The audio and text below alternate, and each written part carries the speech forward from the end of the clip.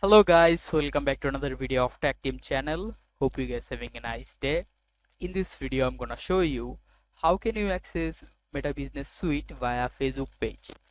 So guys, this is super simple. At first, from your Facebook page you need to just go to your Facebook page here. So click on your Facebook page name, and after that here you can see you are now in your Facebook page.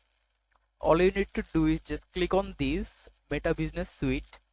Just simply click on it, and by simply clicking it you can just access to your Meta Business Suite.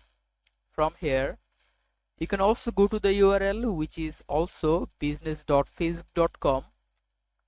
Now from here, the Meta Business Suite, you can change your Facebook page. So click on here and you can change your Facebook page from here if you have other Facebook pages.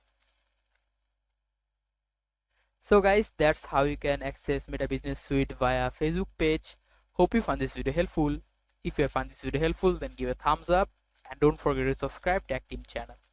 Thank you so much for watching the video.